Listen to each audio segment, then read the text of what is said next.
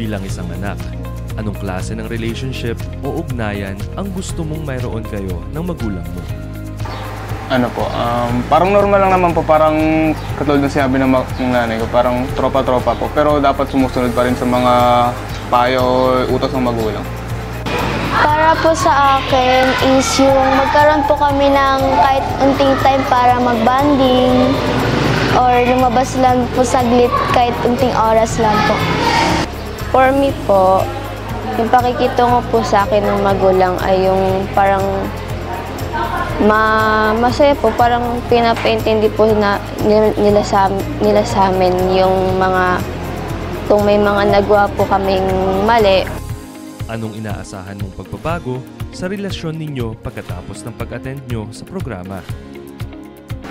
Parang maging maging better yung relasyon namin ng magulang ko po. Like parang every time na attend po kami sa session is parang bumubuti or nagiging better po yung relasyon. Parang ganyan po.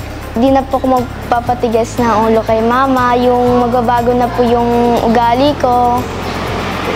And gagamitin ko po yung mga natutunan ko po sa magulang ko. In-expect ko po ngayon na maging okay po kami ng mama ko. Parang yung mga problema ko po na sinasabi sa kanya, parang gusto ko po na maintindihan niya po yun. Ano sa tingin mo yung natutunan mo na gusto mo ngayong i-apply sa iyong pamilya? Ano po, yung sa pagtitipid po.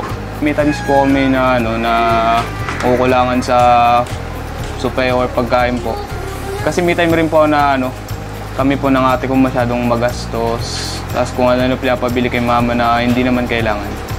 So, until na natutunan po namin yung lesson na yun, hindi na po gaano kami nagagastos.